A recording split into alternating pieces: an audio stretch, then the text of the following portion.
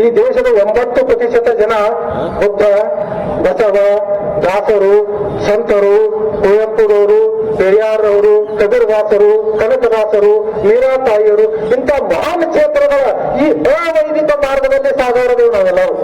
180ಕ್ಕಿಂತ ಹೆಚ್ಚಿನವರೆಲ್ಲರೂ ಯಾವ ಮಾರ್ಗದವರು? ಅವೈದಿಕ ಮಾರ್ಗದ ಸಾಗೋರು ನಾವೆಲ್ಲರೂ. ಯಾರು? ಹಿಂದೂಗಳದೇವು. ನಾವ್ಯಾರು? ಹಿಂದೂಗಳು ಅಲ್ಲ. ನಾವೆಲ್ಲರೂ ಯಾರು? ಹಿಂದೂಗಳದೇವು. ಇದ್ರ ಬಗ್ಗೆ ತಮಗೆ ಎಚ್ಚರ ಇರಲಿ.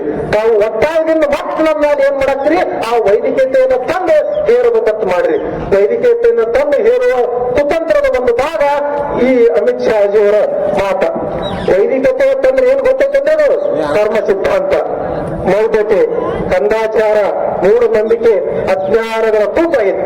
ಅಂದ್ರೆ ಅಜ್ಞಾನಗಳ ಬಾವಿ ಇಂಥದ್ದೆಲ್ಲ ತುಂಬಿಕೊಂಡಂತ ಒಂದು ಬೆಂಕಿ ಬಾವಿ. ಅದ್ರಾಗ ನಮ್ಗೆ ಏನ್ ಮಾಡ್ಬೇಕಂತ ಮಾಡ್ಯಾರ ಮತ್ತೆ ಹೊಳ್ಳಿ ಒಯ್ದು ಅದ್ರಾಗ ನಮ್ಗೆ ನುಗ್ಗಿಸ್ಬೇಕಂತ ಮಾಡಿ. ಆ ಕಾಲ್ಪನಿಕವಾದ ದೇವರು ನಮ್ಗ ಬೇಕಾಗಿಲ್ಲ.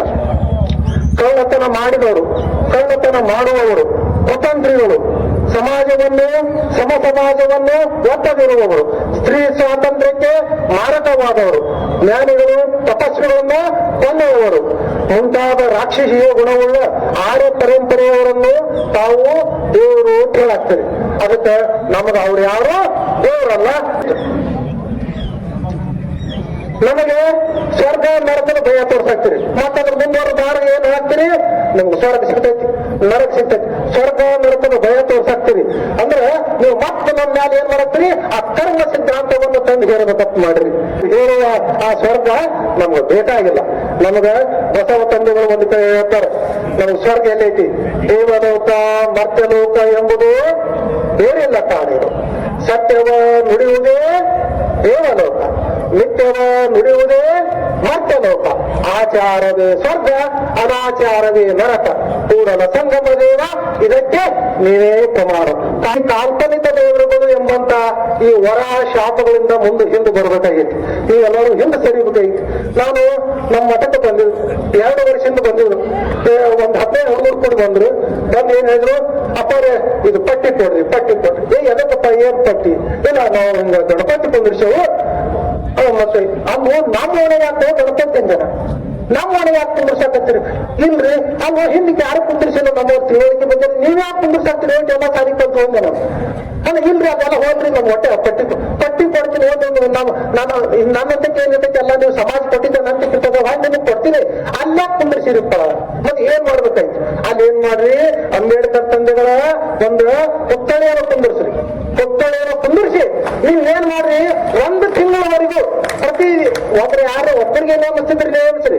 ಆ ಪ್ರವಚನ ಪುರಾಣ ತರ ಹೇಳಂಗ ಅಂಬೇಡ್ಕರ್ ತಂದೆಗಳ ಪೂರ್ಣ ಇತಿಹಾಸ ಜೀವನ ಹೇಳ್ಬೇಕು ನಮ್ಗೆ. ಇಲ್ಲ ಅಂದ್ರ ಪ್ರತಿ ದಿವಸ ಒಬ್ಬರನ್ನ ಆಮಂತ್ರಣ ಮಾಡ್ರಿ. ಅವ್ರು ಹೇಳ್ರಿ, ಒಬ್ಬರಿಗೆ ಬಾಲ್ಯ, ಅವ್ರಿಗೆ ಶಿಕ್ಷಣ, ಅವ್ರ ಯೌವನ, ವೈವಾಹಿಕ, ಸಂವಿಧಾನ ರಚನೆ, ಆಮೇಲೆ ಅವರ ನಿರ್ವಹಣ, ಧರ್ಮಾಂತರಣ, ಏನು ಅವ್ರ ಜೀವನ ಮಾಡಿದ ಪ್ರತಿ ದಿವಸ ಒಬ್ಬೊಂದು ವಿಷಯ ಕೊಡ್ರಿ. ಇಂಥವ್ರು ಮಾಡ್ರು.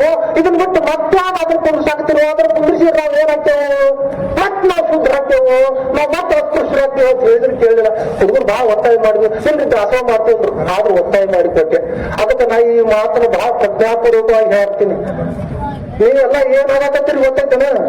ನಾವೆಲ್ಲ ಶೂದ್ರೇ. ಏನೋ ವಿದ್ಯಾಭ್ಯಾಸ ಕತ್ತವ್ರು ಏನಾಗ್ತೇವೆ, ನೌಕರಿ ಮಾಡಕತ್ತವ್ರು ಎತ್ತರ ಹೋದವ್ರು ಏನಾಗತ್ತೇವೆ ಅಂದ್ರೆ ನಾ ಬ್ರಾಹ್ಮಣರಿಗಿಂತ ಬ್ರಾಹ್ಮಣರಾಗ್ತೇವೆ, ಆ ವೈದಿಕರಿಗಿಂತ ವೈದಿಕರಾಗ್ತೇವೆ. ಅದಕ್ಕೆ ಅಂತದೇ ಅದು ಮಾಡಬಾರ್ದು.